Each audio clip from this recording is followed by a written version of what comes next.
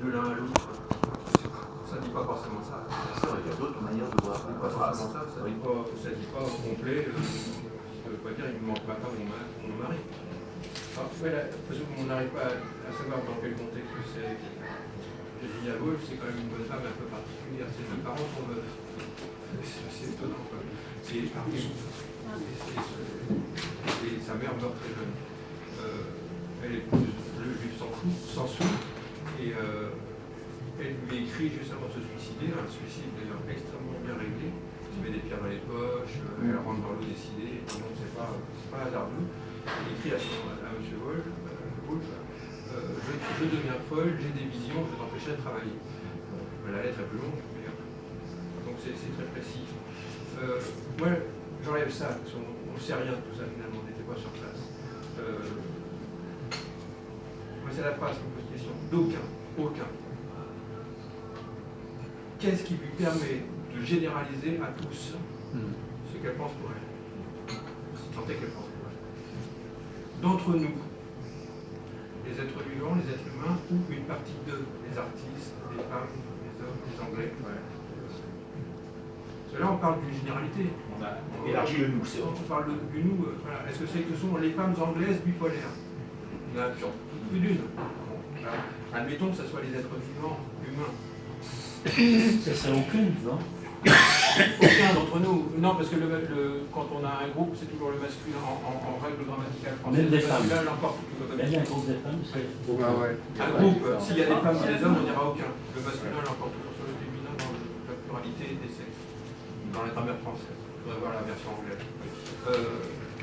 Mais ce qui est intéressant, c'est le tout seul, donc c'est l'unité. Et ce qui est intéressant, c'est le mot complet.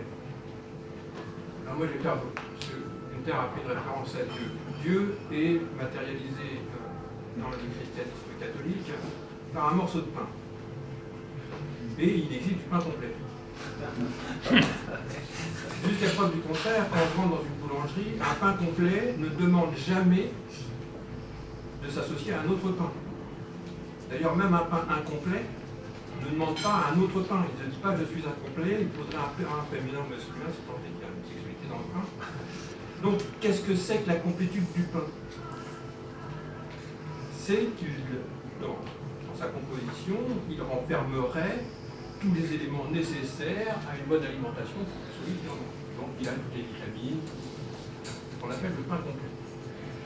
Donc, la question que je pose, c'est le complet, c'est à quoi il manque aucune des parties nécessaires. Donc, si l'être vivant est complet parce qu'il ne lui manque aucune des parties nécessaires, quelles sont ces parties? Est-ce que c'est forcément un compagnon de route ou une compagnonne de route? Je suis un homme féminin, mais est-ce que c'est forcément un compagnon de route? Pas forcément. Ou un compagnon de route sexuel, parce que c'est autour de ça qu'on a tourné, juste à savoir si même les androgynes avaient un sexe ou pas. Enfin, du moins visible. Ce dont on se fout, c'est abstrait. Donc, ce qui est intéressant, c'est que qu'est-ce qui me manque si je suis incomplet? Si aucun de nous n'est complet, c'est que je suis incomplet. Donc, qu'est-ce qui me manque dans ma complétude? Qu'est-ce qui me manque? Par exemple, on reprendra pour reprendre une thèse qui a été développée tout à l'heure, et puis il ne faut pas oublier que M. Woolf est juif. Peut-être que ce qui me manque, et on a deux écrivains, c'est quelqu'un qui me guide dans l'acquisition des connaissances. Donc il me manquerait un maître. Donc ma complétude pourrait se faire par un maître de lecture, on entend. Je suis juste un maître de lecture, c'est pas un maître de lecture, c'est quelqu'un qui m'apprend à lire. Donc là, effectivement, on pourrait être incomplet du fait que je n'ai pas toutes les connaissances. Et non pas parce qu'il me manquerait un être à côté de moi, mais je suis incomplet de connaissances. Donc il me faut un maître de lecture, ça s'appelle un rabbi, etc.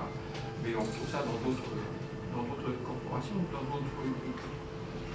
Donc ça peut être ça, mais en même temps, si je prends le XVIe siècle, mais ça date de Platon, la monadologie, c'est même très platonicien, très socratique, il y a une entité qu'on appelle la monade, et qui est une entité qui se saisissait à elle-même, et qui est quand même la composante de l'univers. Non, ce qui est très intéressant, c'est que je ne sais pas si c'est moi qui suis incomplet seul, ou si c'est l'univers qui est incomplet parce que je lui manque. C'est très prétentieux ce que je dis. Mais en même temps, parce que les monades chez les Grecs, que ce soit présocratique, mais chez Platon, si je reprends Platon, parce qu'on en a parlé, chez Platon, il y a la monade supérieure qui est l'unité totale, mais il y a aussi la petite monade qui est la monade de l'unité minimale. C'est pas défini d'ailleurs chez Platon ce qu'est l'unité suprême, l'unité suprême et l'unité minimale. Mais il semblerait que je sois l'unité minimale, que nous soyons l'unité minimale pour la composition d'une unité suprême. Donc ce Dieu dont on a parlé tout à l'heure, effectivement, serait sans doute l'unité suprême, la nature, si je suis spinoziste, de toute façon, Deus sive natura, c'est le même mot, et je serais. Donc je ne suis pas incomplet. Donc c'est pour ça que je me demande au nom de quoi Mme Virginia Woolf peut parler pour tout le monde, alors que moi je ne me sens pas incomplet. Et il ne s'agit pas de savoir si je suis célibataire ou pas célibataire, ou si je grappille à droite, à gauche, ou si je suis ultime de maison en maison. C'est pas du tout ça dont il s'agit. C'est de savoir si je suis composant parce que complet d'une complétude supérieure, ou est-ce que cette complétude supérieure nécessite la totalité des complétudes minimales que nous sommes, sans que chacune de ces complétudes minimales ait besoin l'une de l'autre pour exister. En revanche, c'est le tout qui a besoin de l'une de l'autre pour exister. Donc effectivement, je renverse complètement la position de Virginia Woolf. Je suis complet, mais est-ce que la complétude supérieure à moi-même ne me manque pas? Je manquerai à cette complétude pour qu'elle soit complète. Je renverse la position.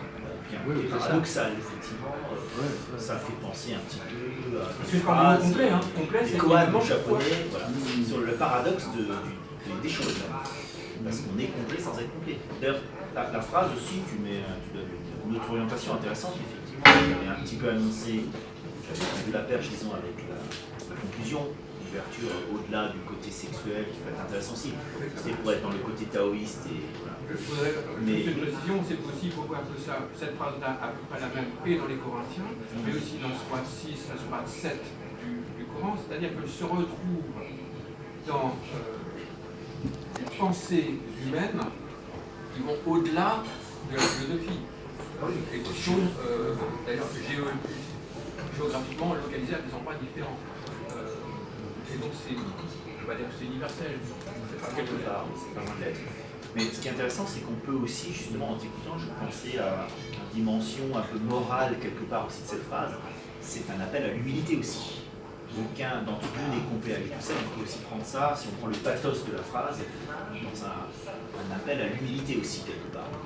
Et là, on rejoint tout à fait la pensée chinoise, la pensée religieuse, la pensée juive, la pensée religieuse. Je suis complet quand même. Il ne faut pas être déceptif par rapport à soi-même. Je suis complet. Mais l'humilité serait parce que je fais partie d'une complétude supérieure. Voilà, c'est l'idée d'une complétude supérieure. Et ça, c'est ça l'appel à l'unité, la transcendance. Il y a l'idée de la transcendance quand même dans cette phrase. D'ailleurs, c'est pour ça qu'on a bien fait de parler de ça. Je fais ou je veux faire? Oui. Alors, il y a plusieurs levées de main, priorité donc à ceux qui n'ont pas encore parlé, mais ceux qui lèvent la main ont tous parlé, donc on va reprendre le premier qui avait parlé, c'est-à-dire Gilles. Il y a un monsieur qui n'a pas parlé, qui veut parler. Ah oui, il y a un monsieur qui n'a pas parlé, qui veut parler. Anissé. Ah, je ne l'avais pas vu parce qu'il était dans la... Oui, alors, priorité donc à Anissé, parce que tu n'as pas encore parlé. Merci. Cette phrase, aucun d'entre nous n'est complet tout seul, peut trouver son homonyme à connaître toi-même. Oui. Connaître toi-même. Dès qu'on se connaît soi-même, on se suffit. Parce que l'univers ou le cosmos étant infini, il serait très difficile d'être complet. C'est très difficile d'être complet parce que on doit notre sens à nous expérimente, évolue, c'est un processus. On veut savoir qu'il y a des choses qu'on n'a pas encore découvertes et ce qu'on a découvert. Ce qu'on n'a pas encore découvert, c'est des milliers. Et ce qu'on connaît, c'est à peine.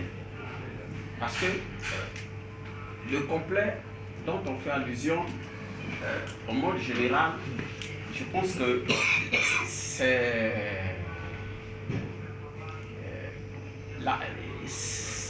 la connaissance du monde. La connaissance. Le peu que nous avions pu avoir, on a pu faire quelque chose. Mais ce que nous n'avons pas pu avoir, on laisse à ceux qui vont venir de découvrir et d'expérimenter. Donc, connais-toi toi-même, cela suffit carrément d'être complet. Parce que si je me connais, je ne pourrai plus aller vérifier ailleurs. Bon, c'est comme ça que je saisis la phrase. Maintenant, le côté sexuel, dans le côté sexuel, ça peut apparaître un peu ridicule pour dire que on ne se connaît pas trop bien dans la sexualité. Bon, je dirais que la plupart de nos choix dans la vie, on le fait, c'est pas parce que notre cœur nous a... comment je peux expliquer ça? C'est pas par nous-mêmes qu'on fait ce choix, c'est par la société. La société nous impose certaines choses. Je veux devenir, par exemple, pilote, mais la société m'impose à devenir maçon, architecte, écrivain, journaliste et autres. Mais ce que moi-même je veux devenir, je ne le serai pas. Et par rapport au choix de partenaire, on ne le fait pas parce que moi-même je veux être ceci. C'est parce que le courage, mon milieu veut que moi je sois celui-là. Donc, on n'est pas toujours complément. Alors je rebondis parce que c'est intéressant ce que tu dis, ça va un peu dans le sens justement de ce que disait Maxime, la connaissance, et la connaissance, parce que tu as d'abord parlé de la connaissance effectivement au sens plus qu'intellectuel, avec Socrate c'est initiatique, hein, c'est spirituel, c'est connais-toi toi-même, hein, c'est la connaissance au sens le plus fort du terme. Mais le terme connaissance c'est intéressant parce qu'il peut vouloir dire aussi, il me semble, vous avez confirmé, ceux qui connaissent un peu l'hébreu, que c'est un homonyme, enfin il y a le mot connaître. On dit Adam connu Ève, c'est une traduction un peu naïve, en fait ils ont fait l'amour. La connaissance intellectuelle et la connaissance charnelle sont liées. L'hébreu les lit subtilement. Et c'est pour ça que c'était intéressant que tu parles des deux justement. Tu n'as pas vraiment fait le lien parce qu'il n'est pas facile à faire, mais tu sentais qu'il fallait parler des deux justement. Et cette phrase, à mon avis, elle peut être comprise dans ces deux sens. Dans un sens, j'ai commencé, j'ai peut-être mis un peu plus l'accent là-dessus, peut-être un peu trop certes, sur le côté, disons, fusionnel, sexuel, conjugal, etc. On peut donner le sens qu'on peut réellement donner à cette phrase, il me semble. Mais on peut aussi lui donner effectivement un sens beaucoup plus métaphysique, ontologique, des grands mots, en rapport avec l'être des choses, la connaissance, donc au sens plutôt intellectuel, abstrait, métaphysique. Il y a les deux, je pense. Alors, donc on va reprendre l'ordre de passage avec Gilles, Gunther et Yves, qui ronge un peu son frein. Parce que je ne peux pas me parler, mais Oui, tu as un peu une voix. La complétude s'associe à la finitude. Et à l'inverse, je dirais, heureusement, les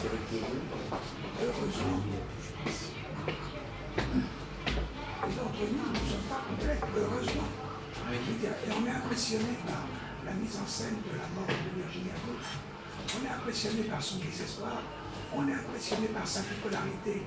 La bipolarité, c'est quoi? C'est qu'il y a des maladies dépressives quand la personne ne transgresse plus. Elle est assise sur son malheur. On est impressionné par tout ça et donc on donne une connotation négative à cette phrase, alors que lorsque j'étais venu, moi, ici, si je la rapporte à nos jours, je dirais heureusement. Mais complet.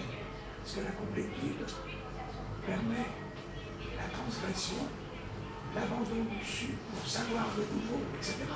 C'est-à-dire ce chemin constant vers la connaissance. Je ne peux pas parler de la Ça, en tout cas. Merci. Alors, Gunther, Je veux juste prévenir, j'ai dit à Jean-Louis, il faut que tu partes à 5h30. Ah oui, non, mais je t'en prie. Non, deux choses, c'est deux choses que vient de dire Gilles, j'ai pensé à une chose, qu'il disait.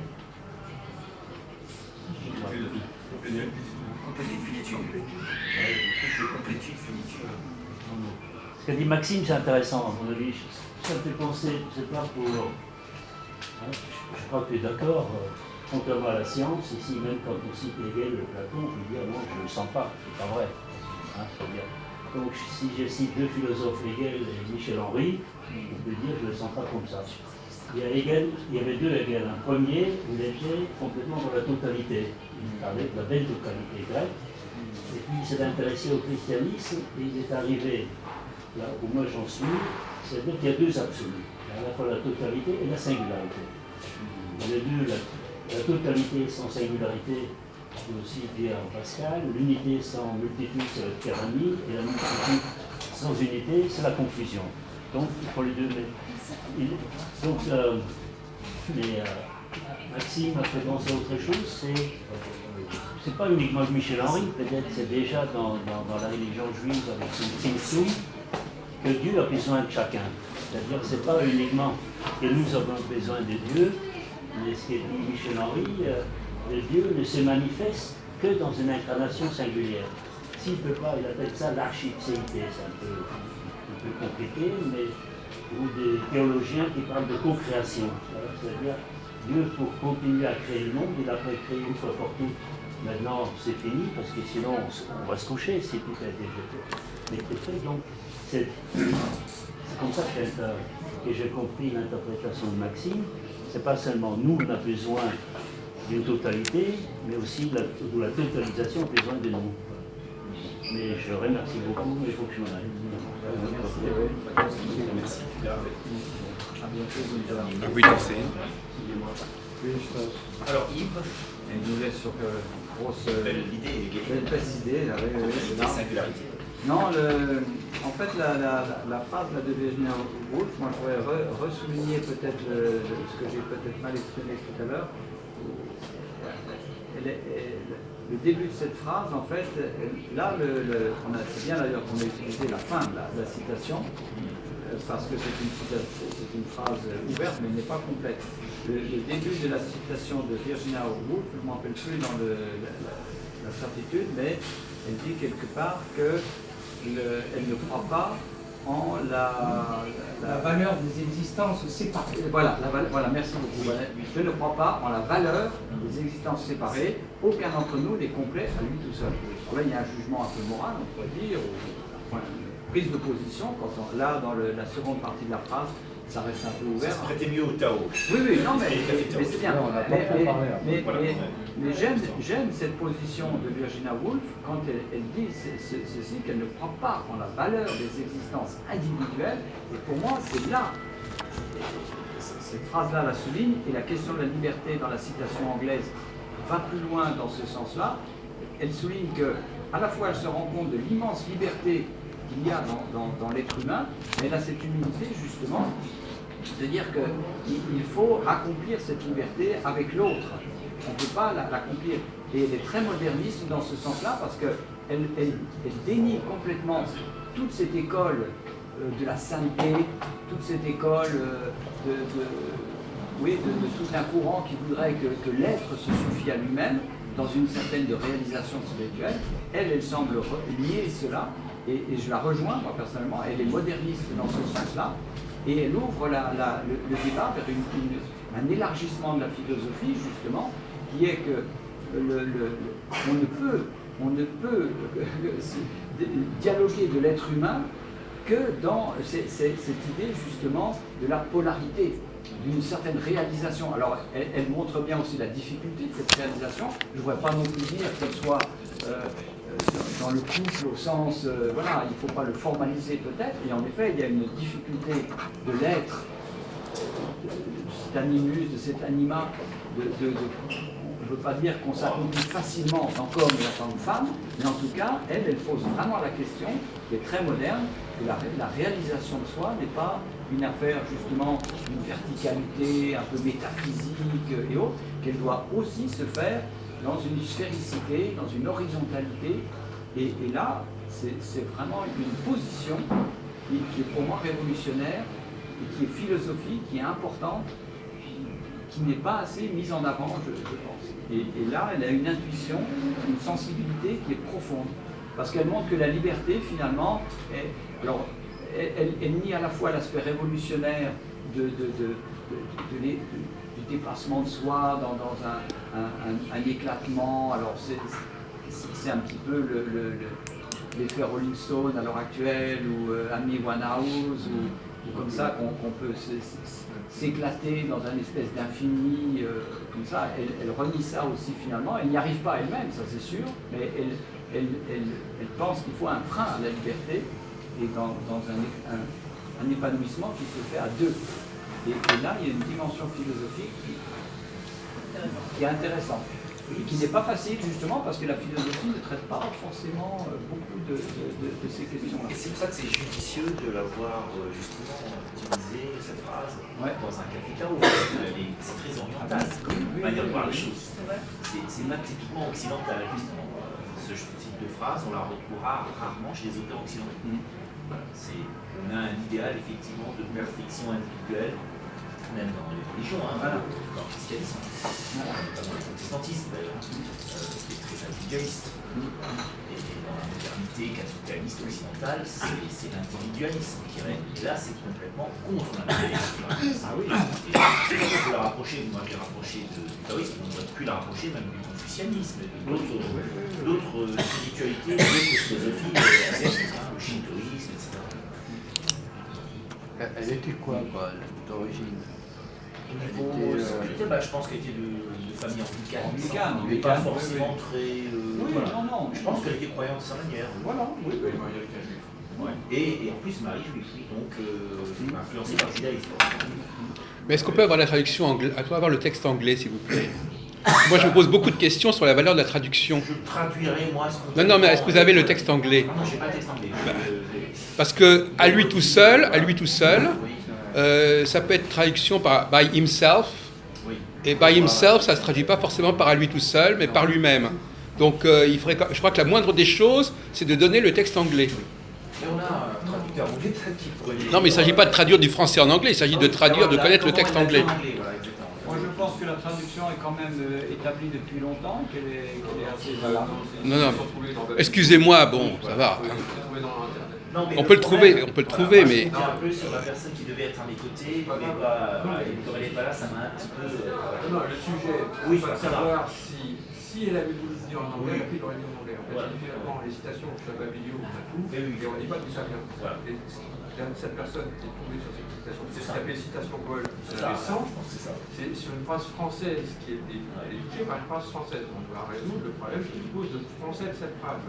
Après, on aurait eu la phrase anglaise, le contexte en disant c'est écrit dans tel livre à la page tant, la traduction anglaise. Mais à ce moment-là, il ne s'agit même pas de savoir si c'est de Virginia Woolf à ce moment-là. C'est quand même bien. Ah bah non, si c'est le texte et pas ce qu'elle a dit réellement, c'est pas la peine de savoir que c'est Virginia Woolf, je suis désolé. En revanche, tout juif sait qu'il doit citer ces citations, c'est l'origine de ces textes. Alors, revenons à Maxime. Voilà, ça paraît clair. Tu diras toujours d'où te vient ta pensée. Moi, je reviens au départ et à ce que dit Gilles et... Façon de parler, oui. Et ce qui rejoint ce que vous disiez tout à l'heure à propos de la... c'est que, alors, je ne connais rien à l'Orient, je m'arrête à peu près au Moyen-Orient. Moi, je ne sais pas du tout ce qui se dirait en Chine, en Inde, au Japon et autres contrées.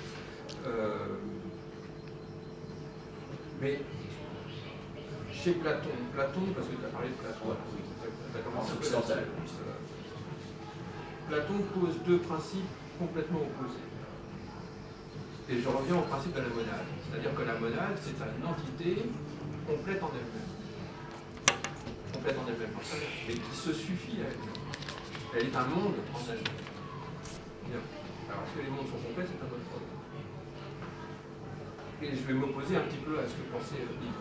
Parce que je ne crois pas au développement personnel. Ou alors, il faudrait faire un autre sujet, c'est dépasser, c'est pas de la complétude, c'est ce qu'on appelle de l'intensité.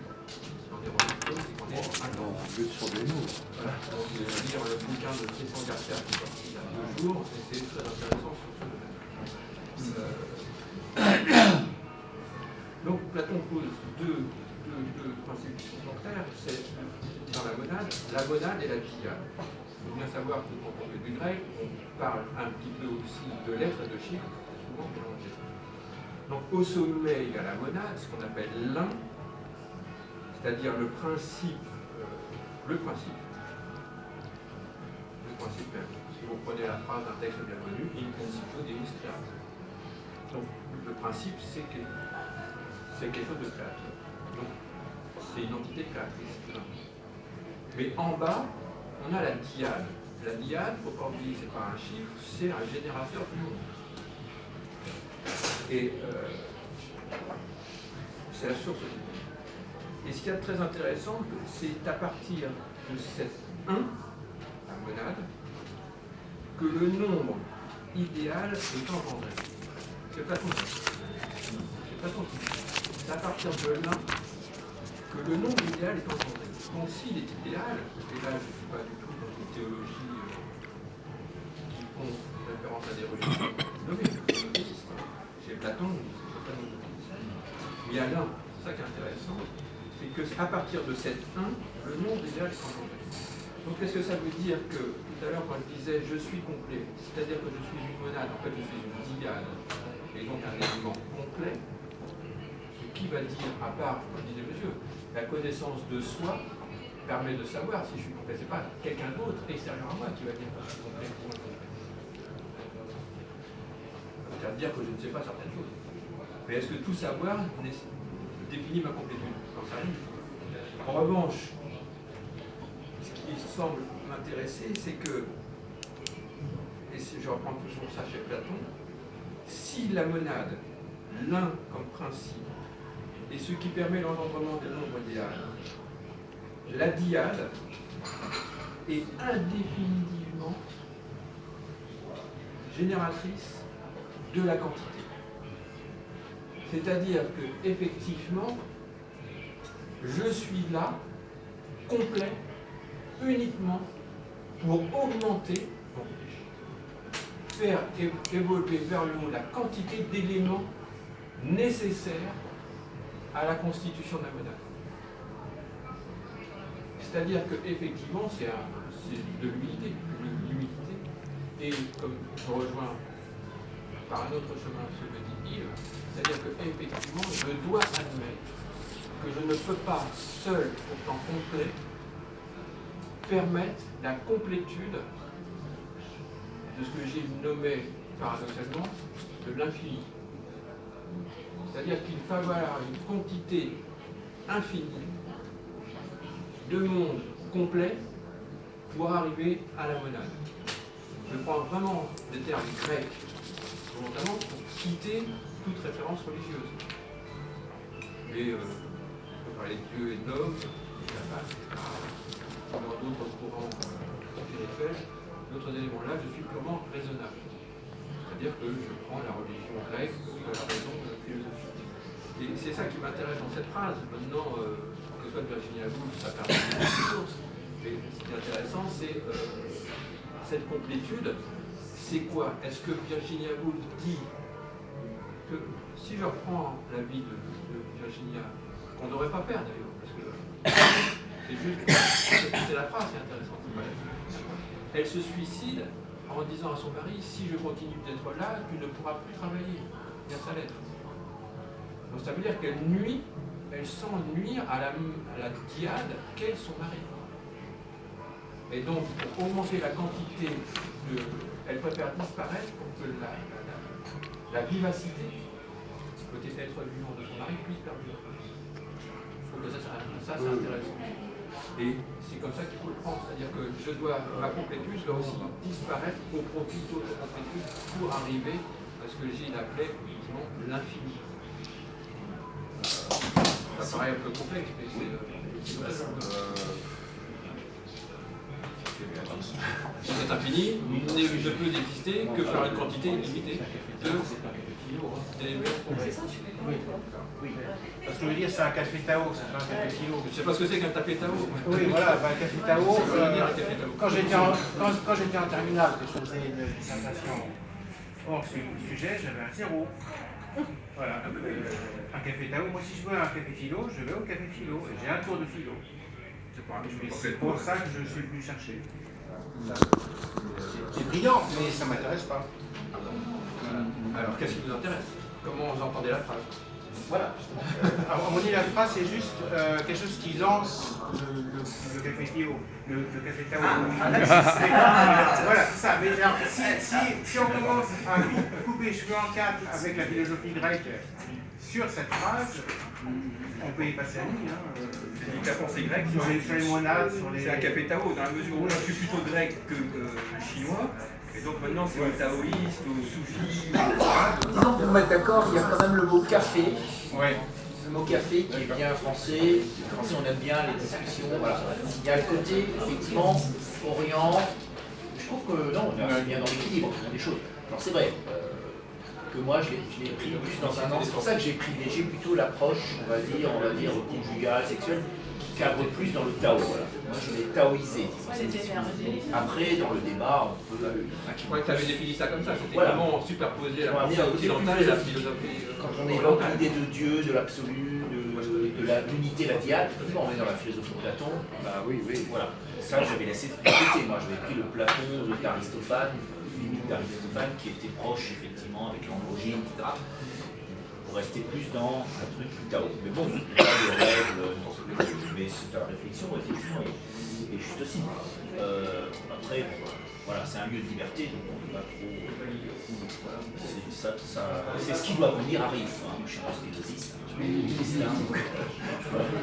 Donc voilà. Je voudrais revenir sur le mot. Alors ne peut complet. Alors il y a complet et il y a un autre terme, c'est compléter. C'est-à-dire qu'effectivement, est-ce que je nais complet? C'est complete et completed. Alors il faudrait se poser la question aussi de savoir si en anglais, quel est le mot qu'elle a employé qui a été traduit par complet. Et qu'est-ce que ça signifie en anglais que ce terme-là, sémantiquement? Ça va peut-être pas le même... Parce que compléter, ça veut dire que je ne suis pas complet à l'origine, mais je dois me compléter au cours de ma vie. Parce que est-ce que ça veut dire quelque chose que je suis complet dès ma naissance? Est-ce que ça n'est pas un phénomène existentiel qui implique un processus où je vais me compléter? Et à partir de ce moment-là, ne parvient à se compléter. C'est-à-dire qu'en fin de compte, l'androgyne, à mon avis, il est dans c'est une action. Il est convaincu qu'il peut arriver à une complétude. Ça ne veut pas dire qu'il soit complet dès l'origine. Hein, c'est pas, à mon avis, c'est pas possible de dire cela. Il pense qu'au cours de son processus existentiel, il va arriver à être complet. Mais ça veut dire quoi aussi? Ça veut dire qu'il va devoir engranger, il va devoir s'approprier, il va devoir récupérer. Parce que c'est ça aussi. Se compléter, ça veut dire aussi, ça ne veut pas dire simplement je suis complet par moi-même. Ça veut dire est-ce que je vais pouvoir me remplir? Alors là, on tombe dans un autre processus. Le mot remplir est un mot qui a évidemment une vocation forte pour les femmes, puisque quelque part, le fait d'être enceinte, elle se remplit. Donc elle est pleine. D'ailleurs, on le dit. Donc effectivement, être complet, c'est aussi se remplir et se faire remplir. C'est-à-dire que c'est le contraire de la vacuité, c'est le contraire c'est quelque chose qui va... C'est un vase qui doit être rempli. Donc donc ça veut dire, est-ce que je peux arriver à me remplir? Est-ce que je peux arriver et qu'est-ce qui va m'empêcher? Parce qu'elle ne dit pas non plus pourquoi on n'y arrive pas. Elle ne le précise pas dans son discours. Qu'est-ce qui fait obstacle à cette aventure de se compléter, de se remplir, de s'emplir? Ça n'est pas dit. Ça nous manque. On voudrait bien savoir pourquoi elle dit ça. Qu'est-ce qui l'a fait douter? Parce que au fond, c'est plutôt de l'ordre du doute.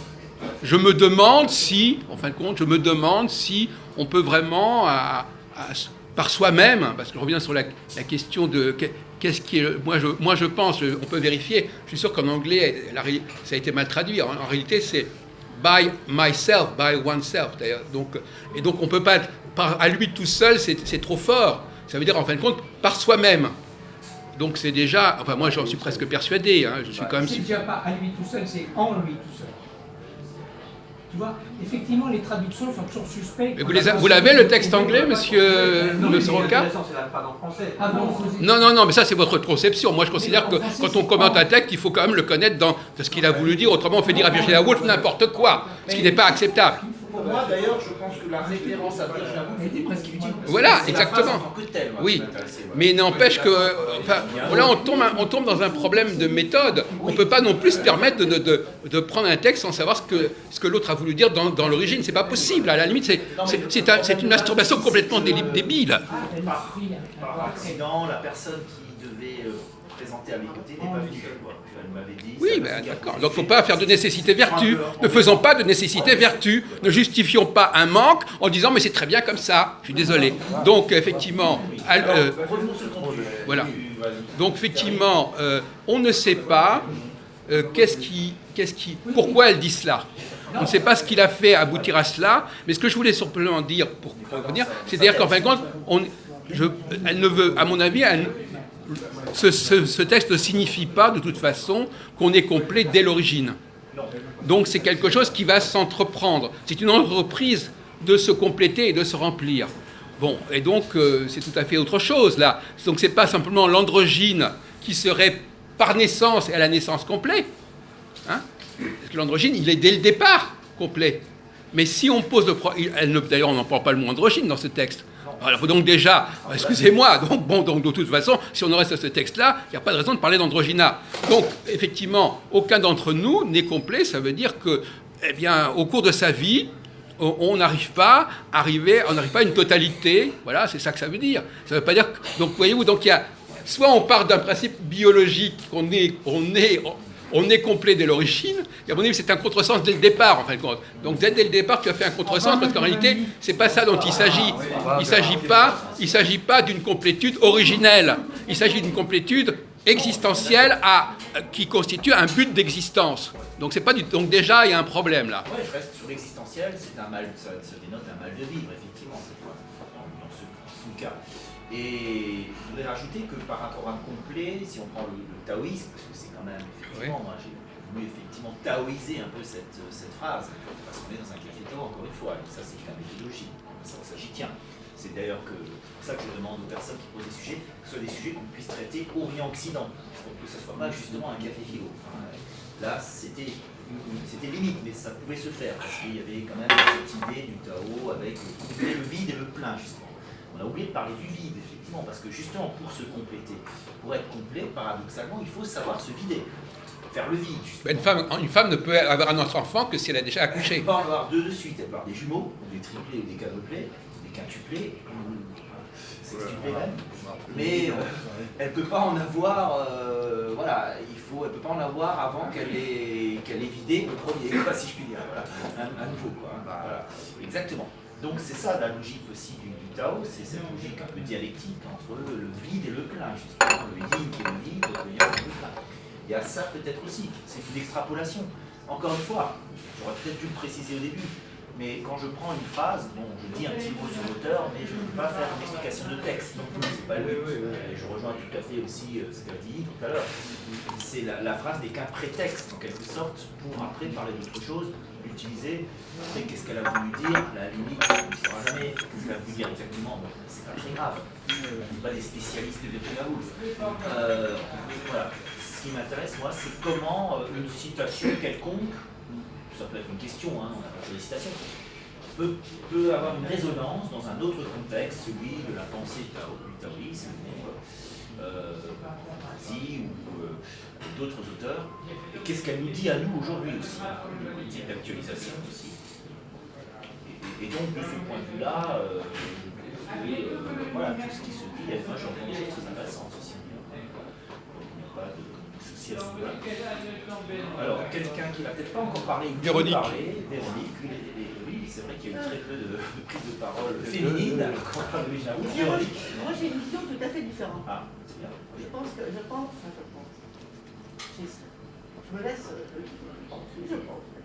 Je pense qu'on est dans la complétude au début.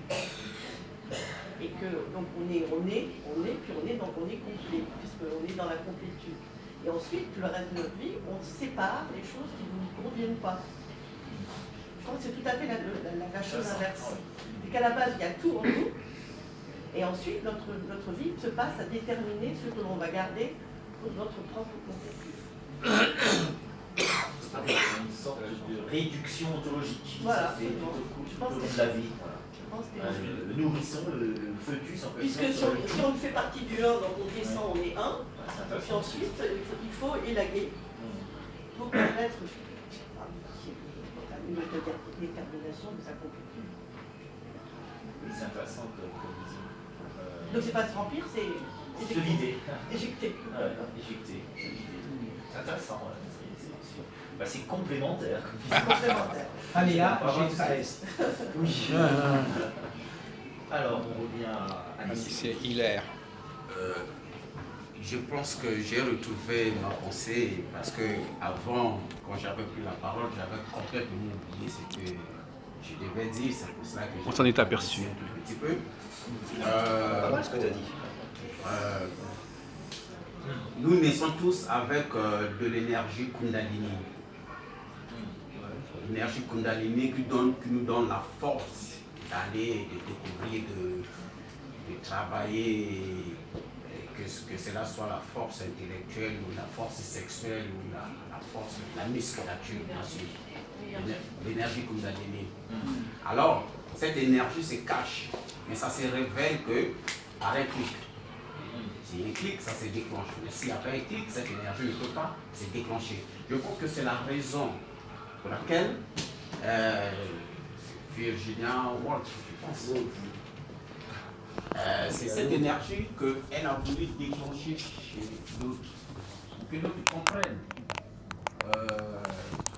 Peut-être sans elle à ses côtés, il pouvait aller de l'avant. Mais moi, l'ordre naturel des choses nous dit que c'est sacrifié pour l'autre. Il faut savoir si l'autre aussi prendra avec considération ton sacrifice.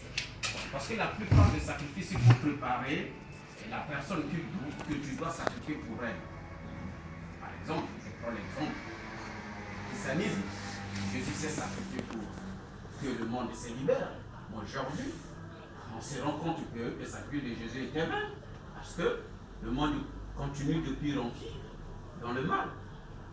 Pourquoi se sacrifier au moment où on sait que demain les autres feront plus pire que ce que tu vois aujourd'hui? Or, Sainte Virginia Woolf n'a pas compris cette énergie. Elle pouvait peut-être libérer l'autre d'aller découvrir l'énergie qui était semblable. Parce qu'il y a toujours des énergies semblables.